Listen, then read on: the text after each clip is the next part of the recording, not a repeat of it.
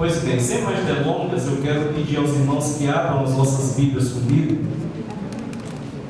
A carta que Paulo escrevera aos Romanos, no capítulo de número 8, nós iremos ler apenas os versículos 37 a 39. Enquanto os irmãos estão procurando aí o texto, eu também quero bendizer o nome do Senhor pela minha prima, irmã das Neves, a irmã Fátima, a irmã Sônia. Deus abençoe ricamente as vidas dessas mulheres de Deus. Se já encontraram, por gentileza, digam glória a Deus. Em todas estas coisas, porém, somos mais que vencedores por meio daquele que nos amou, porque eu estou bem certo de que nem a morte, nem a vida, nem os anjos, nem os principados, nem as coisas do presente, nem do porvir, nem os poderes, nem a altura, nem a profundidade, nem qualquer outra criatura poderá separar-nos do amor de Deus que está em Cristo Jesus, o nosso Senhor. Bendito seja o nome do Senhor para todo sempre. Meus queridos irmãos, minhas irmãs, nós costumamos utilizar 3 tipos de sermãos, ou 3 modos de apresentar os nossos sermões à igreja, que é o sermão expositivo, aquele que nós lemos o texto, explicamos o texto e por fim aplicamos o texto. Pregamos também o sermão textual, que é quando nós lemos o texto e extraímos do texto os tópicos e os subtópicos das nossas mensagens. E o terceiro tipo de sermão que nós costumeiramente pregamos é o sermão temático. E eu confesso a vocês que não sou muito amante do sermão temático. Eu gosto muito mais de pregar sermão expositivo, onde eu tenho a oportunidade de ler o texto, conversar com os irmãos acerca do texto e por fim aplicar o texto. Mas desta feita eu vou ficar devendo um sermão expositivo com os irmãos, porque enquanto eu estudava esta passagem, o Espírito Santo ele me conduziu a um sermão temático, e eu quero dar um tema a essa minha fala desta noite, que será quem somos em Cristo. Qual será o tema que eu irei ministrar? Quem somos em Cristo. Queridos, nós precisamos aprender a depender inteiramente de Deus, para que nós possamos descobrir, saber, ter convicção de quem nós, servos de Deus, somos na pessoa bendita do Senhor Jesus Cristo.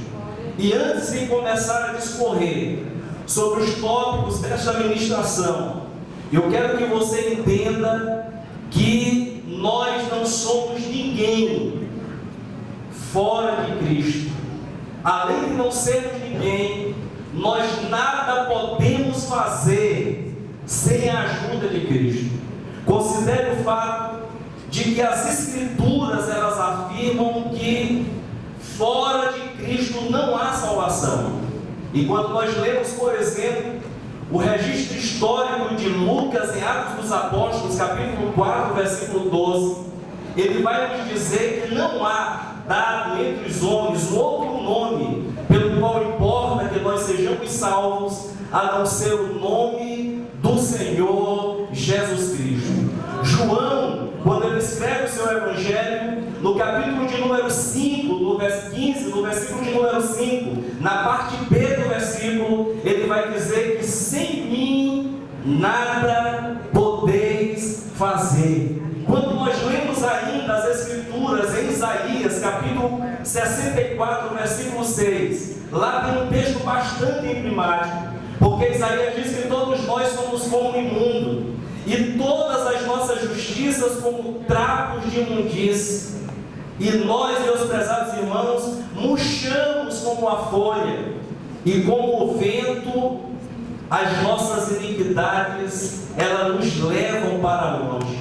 Então, quando nós olhamos para esse perfil de alguém que está fora de Cristo, nós temos que concordar com o saudoso cantor irmão Lázaro, que em uma das suas canções ele dizia que nós éramos escravos do pecado. Ele canta de forma assertiva, porque ele conjuga o verbo no passado. Antes nós éramos, mas hoje nós somos novas criaturas em Cristo Jesus, o nosso Senhor, bendito seja o nome dele para sempre. Porém, queridos, quando nós olhamos para a Bíblia, nós vamos encontrar Paulo dizendo em Gálatas capítulo 4, versículo 4, que cumprindo-se a plenitude dos tempos, Deus enviou o seu Filho, que nasceu de uma mulher, que nasceu debaixo da lei, que nasceu debaixo de tudo que está programado, quando tudo se cumpriu. E esse Jesus que nasceu, ele nasceu cheio de graça e cheio de verdade. E pegando uma carona com o registro de João, Paulo escrevendo a sua carta a Tito, no capítulo de número 2, versículo de número 11, ele vai nos relatar que a graça de Deus, ela se manifestou, trazendo salvação a todos os homens. Quem pode dar glória a Jesus nesta noite? Ora, percebam que só em Cristo nós temos a possibilidade de ser, não por causa de nós mesmos, mas por causa dele. Logo, quem é você em Cristo? Quem sou eu em Cristo? Quem somos nós em Cristo? Eu queria apresentar algumas respostas bíblicas, rápidas, para que você pudesse entender quem somos nós em Cristo Jesus, o nosso Senhor. A primeira resposta que nos apresenta é Paulo, segunda carta de Paulo aos Coríntios, capítulo de número 5, versículo de número 17. Paulo vai nos dizer: quem está em Cristo, nova criatura é. As coisas velhas passaram e eis que tudo se fez novo. Então quem está em Cristo é nova criatura. Qual é a nossa condição hoje? Novos em Cristo. Agora observem que o texto, ele contrapõe as coisas velhas, as coisas antigas, com as coisas novas. O que consideramos velho quando analisamos? Aquilo que já vem de algum tempo anterior. Logo nós passamos a compreender que o novo ato da criação realizado por Deus em nossa vida deixou no nosso passado a antiga, a velha ordem do pecado, de forma que hoje o pecado não tem mais domínio sobre as nossas vidas. Quando nós pensamos em coisas velhas, em coisas do passado, nós nos lembramos então de Adão, porque em Adão está a representação do pecado. Mas quando nós olhamos para o presente e olhamos para o futuro, nós vemos o Senhor Jesus, que levou sobre si os nossos pecados, que levou sobre si tudo aquilo que nos condenava e nos tornou hoje novas criaturas. Bendito seja o nome do Senhor para todo sempre. Agora preste atenção, porque é impossível que alguém seja considerado nova criatura fora do Senhor Jesus Cristo. O ímpio não é nova criatura. O homem que vive no pecado não é nova criatura. Mas você que está aqui hoje glorificando a Deus, exaltando ao Senhor, que resolveu renunciar a tua vida de pecado, você sim é nova criatura. Bendito seja o nome do Senhor para todo sempre. O nosso passado, meus amados irmãos, ele não tem mais legalidade sobre nós, portanto ele não pode mais nos condenar. E aí Paulo vai e diz: se alguém está em Cristo. Eu gosto dessa expressão de Paulo, porque quando ele diz alguém está em Cristo, ele está falando de comunhão. Nós estamos em Cristo, Cristo está habitando em nós, e essa comunhão agora transforma o nosso ser em uma nova criatura. Se alguém perguntasse para Paulo, por exemplo, Paulo, quem é nova criatura? Ele diria, um homem em Cristo. Se você está em Cristo, meu amado irmão, você é nova criatura, bendito seja o nome do Senhor para sempre. Na continuação do texto, no versículo de número 18, Paulo vai dizer, e tudo isto provém de Deus, que nos reconciliou consigo mesmo, por Jesus Cristo, e nos deu o ministério da reconciliação. Agora percebam que salvação não é uma dádiva humana, salvação é presente de Deus. O homem, ele nada pode fazer no sentido de por ele mesmo atingir a salvação, uma vez que o homem está morto no pecado, uma vez que o homem está separado de Deus, só há uma saída, e essa saída tem nome, essa saída foi enviada por Deus, essa saída é Jesus Cristo. Ele pode pegar um homem velho e transformar esse homem em uma nova criatura. Ele pode pegar uma pessoa que está caminhando para o inferno e para a perdição, e então abrir para esse homem um novo caminho. Ele mesmo diz, eu sou o caminho, eu sou a verdade e eu sou a vida, e ninguém vem ao Pai a não ser por mim. Louvado seja o nome do Senhor para todo sempre. Queridos, o termo reconciliação, a passagem confirma a obra objetiva de Cristo, que realizou essa reconciliação. Agora vejam, ser nova criatura é um privilégio, ser nova criatura é uma bênção, ser nova criatura é um presente de Deus, ser um novo homem, ser uma nova mulher, é algo extraordinário. Mas Paulo, ele nos adverte, lá em Romanos capítulo 12, versículo de número 2, não vos conformeis com este mundo. Quem é nova criatura anda em novidade de vida. Quem é nova criatura obedece a Deus. Quem é nova criatura tem a palavra como seu estilo de vida. Quem é nova criatura dá uma oração. Quem é nova criatura ama. Quem é nova criatura perdoa. Quem é nova criatura adora a Deus. Bendiga o nome dele para todos sempre. O mundo vive em contenda. O mundo vive em violência. O mundo vive em prostituição, em idolatria, em morte, em desespero. Mas essas coisas ficaram para trás. Tudo se fez novo na tua vida. Tudo se fez novo na tua trajetória. Deus está nos dando graça para seguirmos como novas criaturas em Cristo Jesus, o nosso Senhor. Mas em segundo lugar, quem vai responder a esse questionamento para nós é João. Quem somos em Cristo? João escreve no seu Evangelho, no capítulo 1, versículo 11 e 12. Ele veio para os que eram seus, mas os seus não receberam.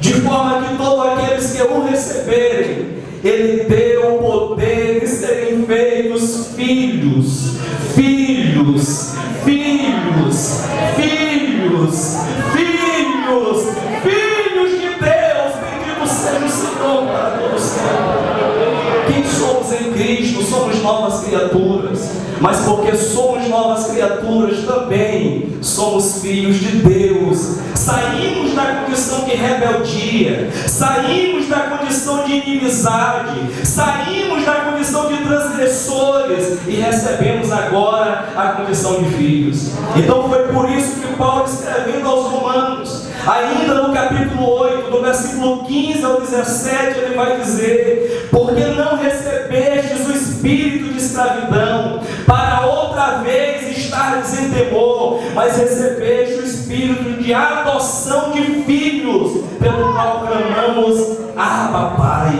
O mesmo Espírito testifica com o nosso espírito de que somos filhos de Deus. E se somos filhos, somos logo herdeiros também, herdeiros de Deus e co-herdeiros de Cristo, se é que com Ele padecemos, para que também com Ele sejamos glorificados. Agora das informações, o texto está dizendo que nós não somos mais escravos. Irmãos, é interessante. Eu tive a oportunidade de atravessar o mar para ir até Alcântara, atender o pastor Pedro, que pastoreia aquela igreja ali há bastante tempo. E me hospedando na casa do pastor Pedro, ele resolveu me apresentar na cidade, porque eu nunca tinha ido lá a primeira vez que fui. E ele me mostrou, meus queridos irmãos, toda aquela parte histórica da cidade, inclusive o Pelourinho. E ele me disse: aqui os negros, eles eram açoitados, aqui eles eram corrigidos pelo seu Senhor. E eu fiquei me lembrando que escravo, ele não faz o que quer. O escravo, ele faz aquilo que o Senhor quer. O escravo, ele não come o que quer. O escravo come aquilo que o seu Senhor dá. Mas o escravo, ele não vive com liberdade. O escravo, ele deve a sua vida para o seu Senhor. Você era escravo do pecado, você era escravo do inimigo das nossas almas, mas Jesus lhe tornou livre. Jesus perdoou os teus pecados, te libertou, escreveu o teu nome no livro da vida. Pastor, qual é a minha condição agora? Você é filho, você é filho, você é filha de Deus. Bendito seja o nome dele para todo sempre. Mas não é um filho qualquer. O texto chega a dizer que esse filho, ele tem comunhão com o Pai, a ponto de poder orar e dizer: ah, papai, meu paizinho. Sabe, meus amados irmãos, quando eu leio este texto e analiso a minha condição, quem eu era, ele me transformou, ele mudou a minha vida, ele reescreveu a minha história, ele me adotou, mesmo sem eu merecer, mesmo tendo eu nenhum merecimento, ele resolveu me adotar. E agora veja, Paulo está utilizando-se de um costume dos romanos de adotar pessoas adultas, para que aquelas pessoas tivessem logo direito à herança. Quando Jesus te adotou como filho, quando Deus te recebeu como filho, Ele já te deu automaticamente direito à herança. Ei, você é filho de Deus e é cidadão do céu. Você é filho de Deus e é herdeiro do Rei. Você é filho de Deus e é co-herdeiro com Cristo. Bendito seja o nome do Senhor para todo sempre. Aí Paulo escreve aos Efésios, e no capítulo 1, versículo 4, ele diz que Deus nos elegeu nele que em Cristo, antes da fundação do mundo, para que fôssemos santos, irrepreensíveis diante dele em amor.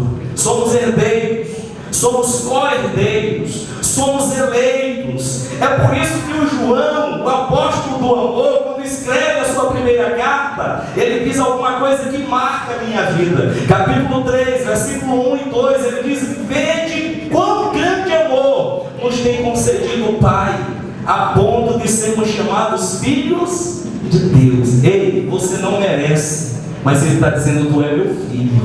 Você não merece, mas Ele está dizendo que tu és minha filha, a ponto de sermos chamados filhos de Deus. Por isso o mundo não nos conhece, porque não conhece a Ele. Amados, agora somos filhos de Deus. Segura aí. E ainda não se manifestou o que haveremos de ser, mas sabemos que quando Ele se manifestar, seremos semelhante a Ele, porque assim como Ele é, o veremos. Quem tem essa esperança de ver o Senhor?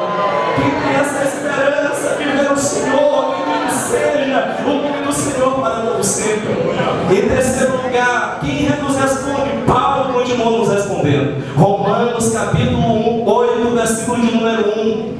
Nenhuma condenação para quem? Qual é a condição para não ter condenação? Está em Cristo. Nenhuma condenação há para quem está em Cristo.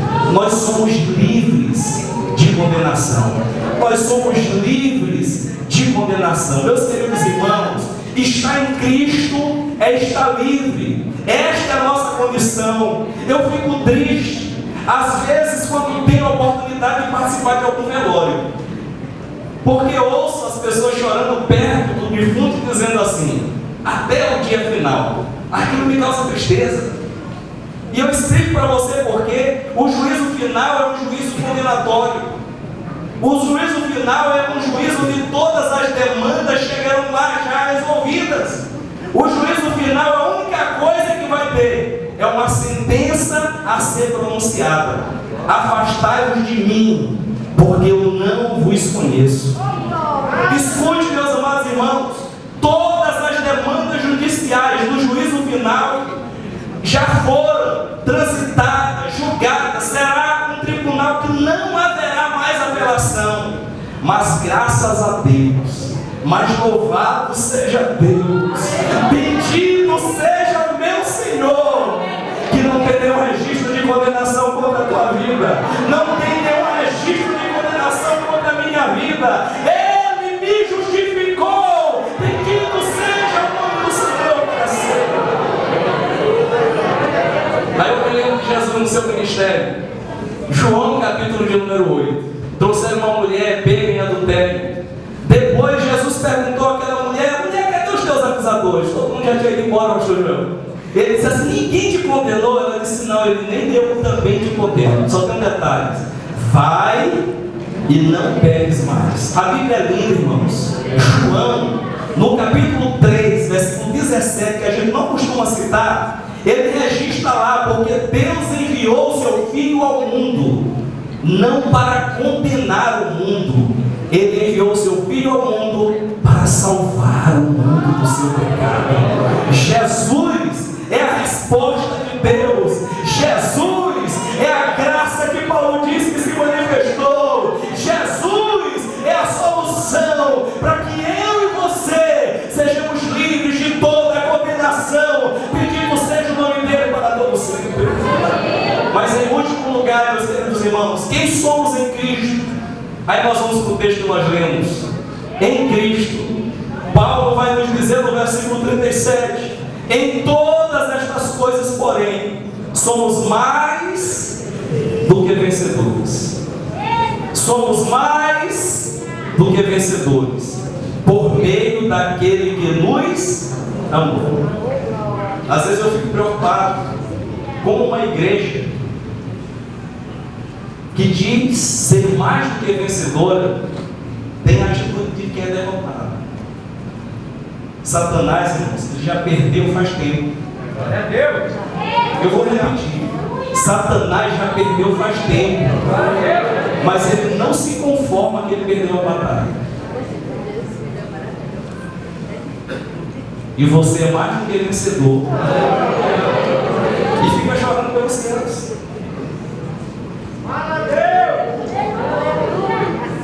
Você é mais do que vencedor. Você não é só vencedor, não. Você é mais do que vencedor. Você é mais do que vencedor em Cristo Jesus, o nosso Senhor.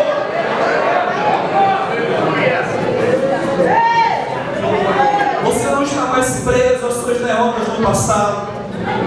Você foi livre das suas derrotas. Deus, por nos amar, Ele tirou-nos dessa situação de inimizade, e agora nós somos vencedores. Bendito seja o Senhor. Descobrimos, meus queridos irmãos, que Cristo morreu por nós, e ao invés de nos condenar depois por isso, Ele usa da sua graça e misericórdia para alcançarmos com a sua salvação. Você não pode fazer nada para ser salvo. O que precisava ser feito para você ser salvo, Jesus fez. Lá na cruz, Ele derramou o seu sangue. Que quem é salvo vem para a igreja adorar a Deus. Que quem é salvo vai para as ruas do evangelismo falar de Deus. Que quem é salvo frequenta as vigílias das nossas igrejas para glorificar o Senhor. Que quem é salvo ama a palavra de Deus, vem aos cultos de doutrina, não perde cultos na igreja. Por quê? Porque é salvo. Você não contribui na igreja para ser salvo. salvo.